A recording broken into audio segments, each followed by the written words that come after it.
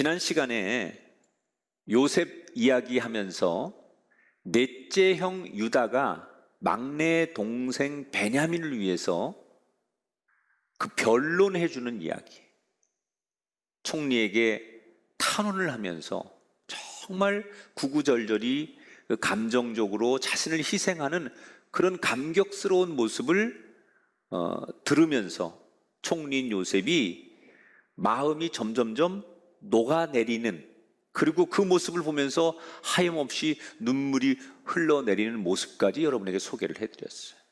자, 주체할 수 없는 눈물이 흘러내리는 그 모습에서 오늘 성경 이야기로 들어가면, 이미 요셉은 그 유다 형이 막내 베냐민을 위해서 자신의 모든 걸 희생하며 아버지 얘기를 하고 걱정하는 그 진정한 변화된 모습을 보면서 벌써 감정의 뚝이 터지고 눈물의 뚝이 터졌어요.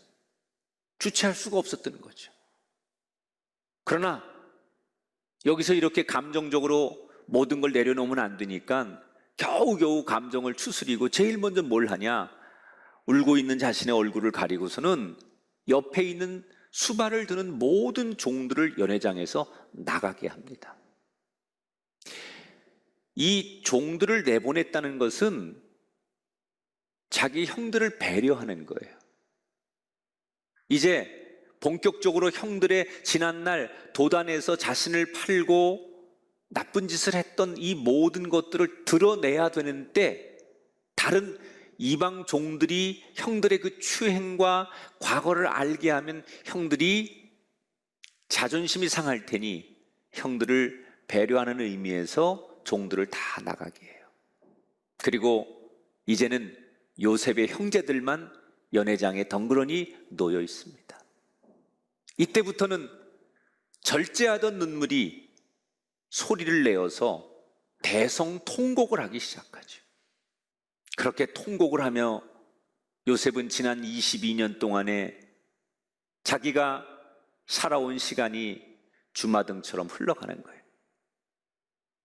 일찍 세상을 떠나서 마음 놓고 엄마의 사랑과 엄마의 정을 받지 못한 그 엄마를 그리워하는 마음부터, 많은 형제들 가운데 자신에게 유독 사랑을 주고 채색 옷을 입혀가며 아낌없이 사랑을 주었던 아버지에 대한 그리움과 미안함, 17살 때 도단 들판에서 살려달라고 눈물을 흘리며 매달렸건만 잔인하게 자신을 상인들에게 팔아버렸던 그때 끔찍한 들판에서의 상처, 그리고 이집트에 와서 보디발 집에서 10년 동안 노예 생활을 하고 다시 억울하게 3년 동안 감옥살이하며 지금의 우여곡절을 통과해 총리가 된 그 지나온 세월들이 쫙 흘러가는 거예요. 그래서 더 통곡하는 거예요. 그런데 이 통곡을 하며 울고 있는 총리를 바라보는 이 요셉의 형제들은 난감하기 그지없는 거예요. 그 위험이 대단하고 감히 쳐다볼 수 없는 이 총리가 왜 이렇게 울고 있는지 이유를 모르겠는 거예요. 그런데 요셉이 먼저 말을 건넵니다. 자기가 쓰고 있는 총리의 근엄한 그 옷, 그리고 모자 이런 걸 벗고 드디어 이때부터는 통역을 쓰지 않고 히브리어 말로 직접 요셉이 형제들에게, 형님들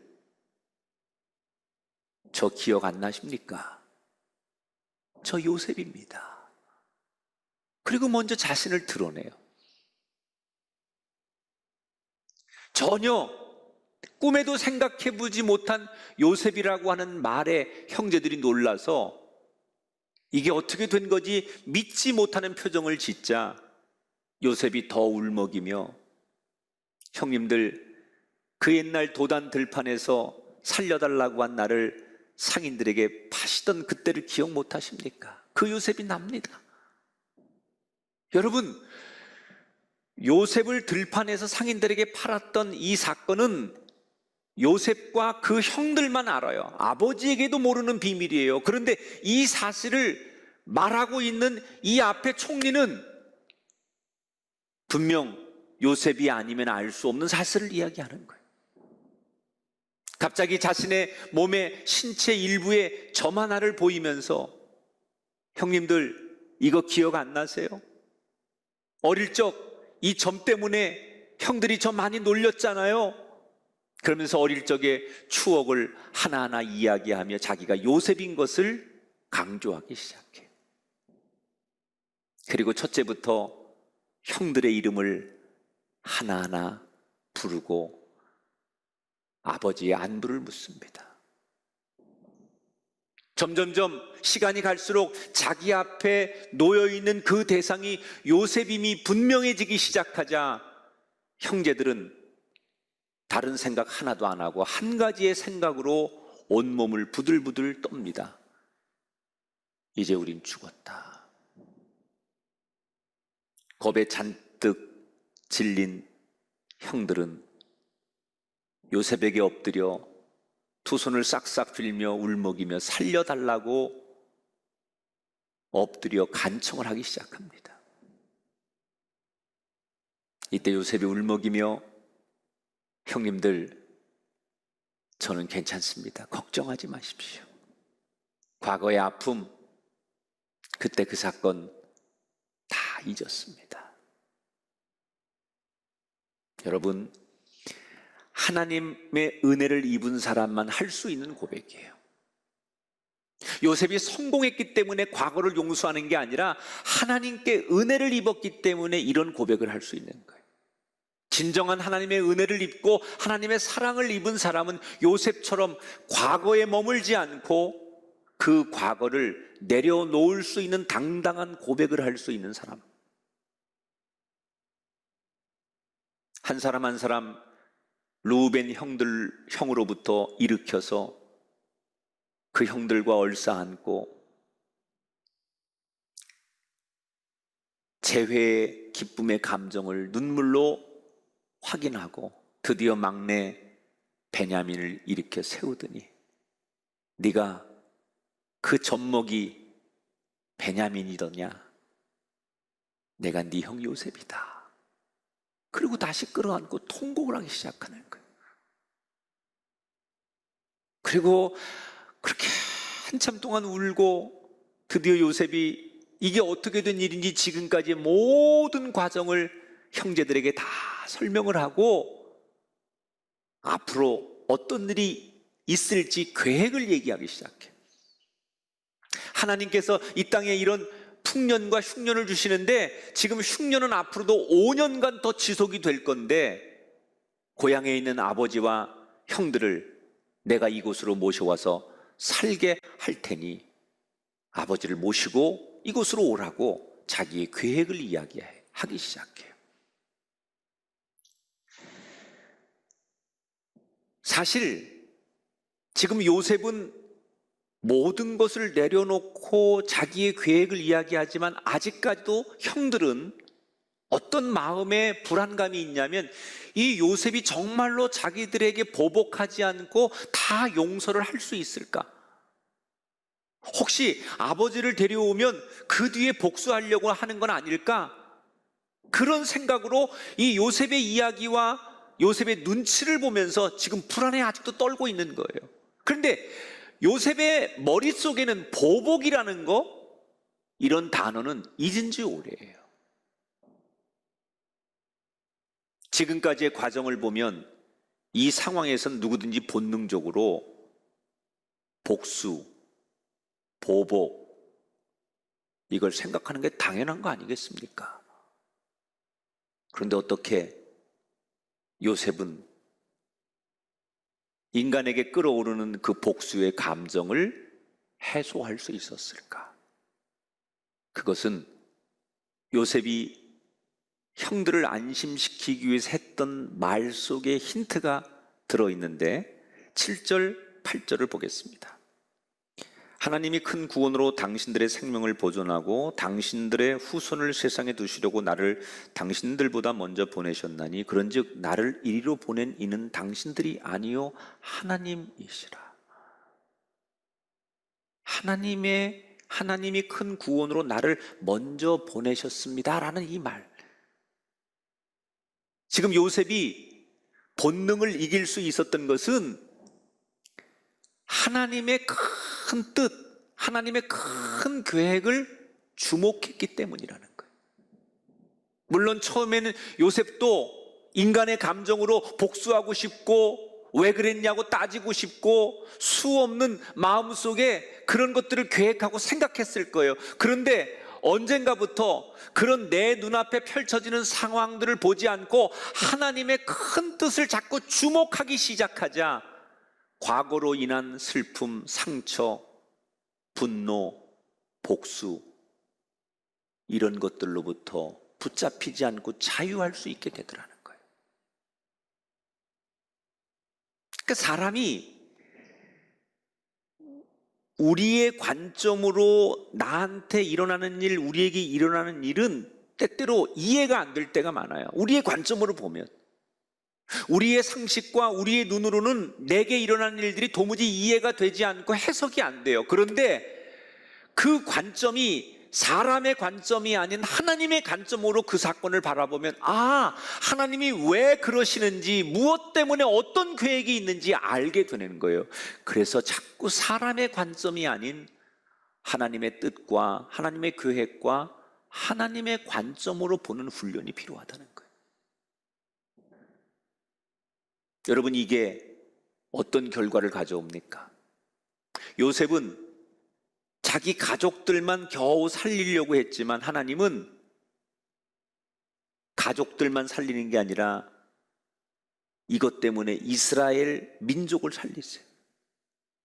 그리고 그 혈통을 통해 예수 그리스도가 탄생하게 되고 인류는 구원을 받는 위대한 역사의 한 장면을 우리가 지금 생생하게 보고 있는 거예요. 저는 오늘 이 성경을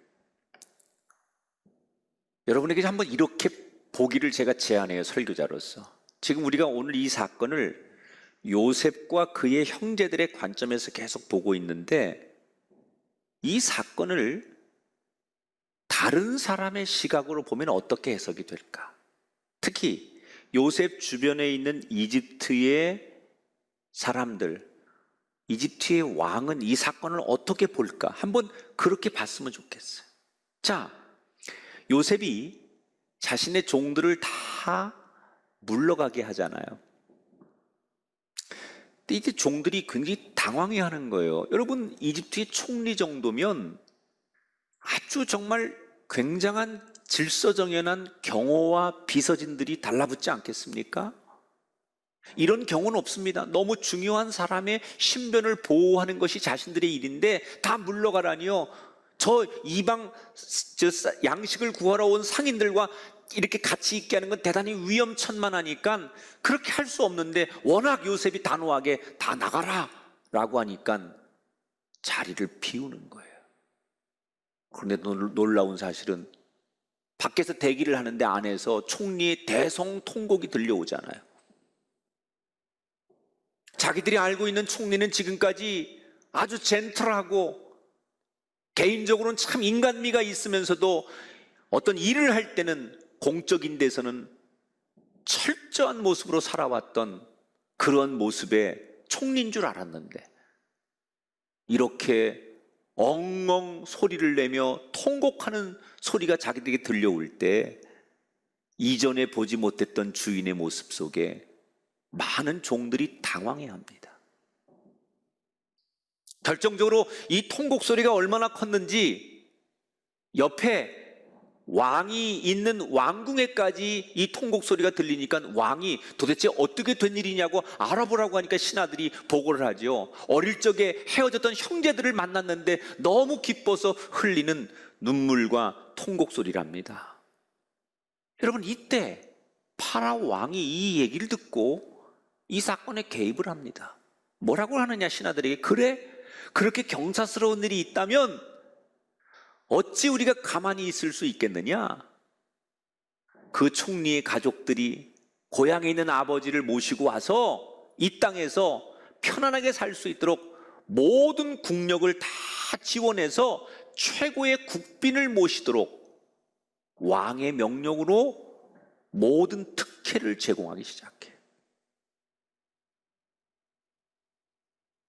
이제 요셉 개인이 아버지와 형제들을 이집트로 모셔오는 게 아니라 이집트의 왕이 이 사건에 개입해서 그들에게 최고의 환경을 만들어 주겠다라고 상황이 급반전하는 거예요. 그래서 이제는 왕까지 알게 됩니다. 아버지를 모시기 위해서 떠나가기 직전에 요셉이 형제들에게 새 옷 한 벌씩을 다 갈아입혀 주죠. 그리고 그 자리에서 막내 베냐민에게 형들이 보는 앞에서 새 옷 5벌과 은 300세겔을 줘요. 여러분, 이 장면은 상징적인 거예요. 요셉이 그렇게 하는 것은 형들이 막내 베냐민에게 더 많은 특혜를 주고 자기들보다 더 많은 사랑을 입어도 그 옛날 아버지가 요셉을 사랑하는 것 때문에, 시기심 때문에, 자기들이 사랑받지 못하는 것 때문에 미움의 감정이 있는 상태가 아닌 이미 화해하고 시기하지 않는 변화된 형들의 모습을 보여주는 거예요.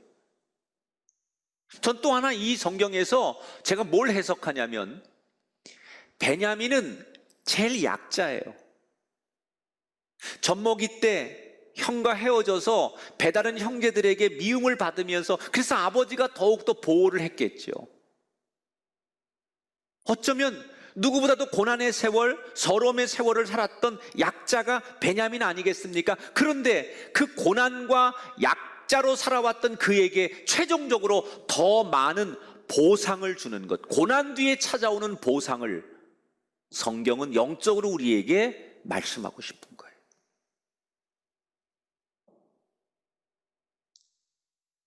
형제들 모두에게 채색 옷을 갈아입혀 줬어요. 여러분, 이것은 이런 상징입니다.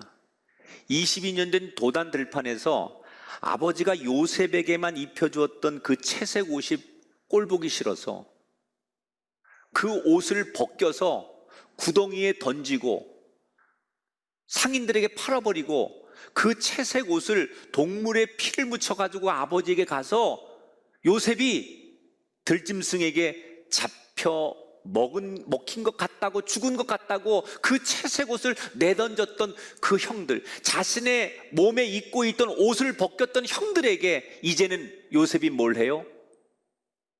거꾸로 옷을 입혀주는 거예요. 반대의 설정을 만들죠. 형들은 요셉의 옷을 벗겼지만 요셉은 형들에게 옷을 입혔어요. 이게 하나님의 사랑이에요. 화해의 상징이에요.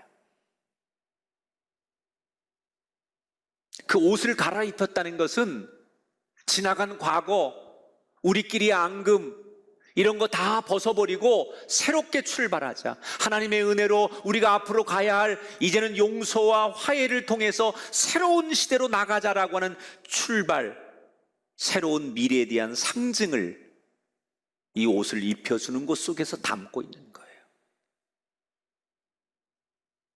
요셉은 형제들에게 낙이, 암낙이 10마리씩에다가 귀중한 것들 그리고 음식을 가득 실어서 왕이 준비한 수레를 끌고 아버지를 모시러 떠나가는 것으로 오늘의 성경 이야기가 끝나요. 제가 이 성경을 끝내면서 이런 생각이 듭니다. 요셉이 아버지와 형제들을 모시고 오는 건 사적인 개인적인 일이에요. 그래서 그렇게 하려고 했어요. 이건 총리로서 할 일이 아니에요. 자기의 가족사, 개인적인 일 아닙니까? 그런데 중간에 이 소식을 왕이 들으면서 왕이 이 사건에 개입하면서 개인적이고 가족사의 이야기가 국가의 지원을 받고 이집트 왕과 신하들의 도움을 받으면서 이게 완전히 프로젝트가 커졌어요. 사실은 이게 왕이 국가가 지원할 일이 아닙니다. 그런데 극히 개인적인 일인데 왜 왕이 국력을 동원해서 요셉을 도와준 걸까? 왜 그랬을까? 저는 그 이유가 있다고 생각해요.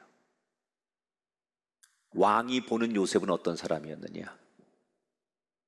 총리가 되고 나서 개인의 사사로운 이익이나 자기를 위한 욕심 없이 늘 국가를 위해서 자기에게 주어진 그 공직의 일에 맞는 최선을 다하는 사람이었어요.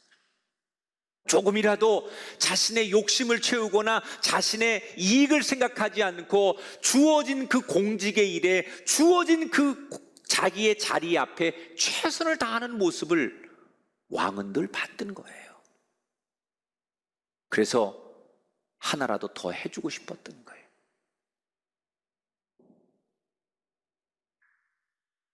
저는 바로 이 장면에 우리가 복덩어리가 되는 두 번째 비결이 들어있다고 생각해요. 지금 요셉처럼 얼마든지 내 노후와 미래와 내 개인적인 것, 내 자녀들을 위해서 내 욕심을 채울 수 있는 그 상황에서도 개인적 욕심은 내려놓고 내게 주어진 공적인 일, 맡겨진 일, 세상의 일에 최선을 다하는 그의 삶에 하나님께서 보상하시는 거예요. 요셉이 왕에게 복을 받은 것처럼 하나님의 때에 나를 통하여 우리 가정, 내 자녀, 내 삶의 자리가 복을 누리게 될 줄 믿습니다. 세상은 복수가 나의 힘이라고 말할지 모르지만 믿는 사람은 축복이 나의 힘입니다. 우리가 복덩이가 되기 위해 내 눈앞에 펼쳐지는 지금의 상황에 주목하지 말고 하나님의 큰 계획과 큰 뜻에 우리의 시선과 생각을 주목하고 바라보십시오. 그 하나님의 뜻에 그 관점에 초점을 맞추다 보면 우리를 괴롭히던 과거, 우리를 짓누르던 지금의 삶은 바람처럼 지나가게 될 줄 믿습니다. 욕심 부리면 안 돼요. 왜 기독교인들이 자꾸 세상의 지탄이 되고 트러블 메이커가 됩니까? 우리가 먼저 내려놔야 돼요. 예배 귀합니다. 교회가 예배를 드리는 거 생명을 걸고 해야 됩니다. 그러나 이렇게 세상 사람들이 걱정하고 힘들어할 때 우리가 드릴 수 있는 예배를 먼저 이렇게 비대면으로 드리겠습니다라고 양보하면서까지도 우리의 맡겨진 일을 스스로 감당하고 하나님의 뜻에 맞출 때 나도 하나님 앞에 잘 되고 세상도 잘 되게 하는 복덩이가 되는 거예요. 이번 추석 명절 여러분 복덩이가 되십시오. 그래서 여러분의 가문, 여러분이 만나는 일가 친척 모두에게 여러분을 통한 하나님의 축복이 흘러가게 하는 멋진 명절, 멋진 인생들이 되시기를 주님의 이름으로 축원합니다.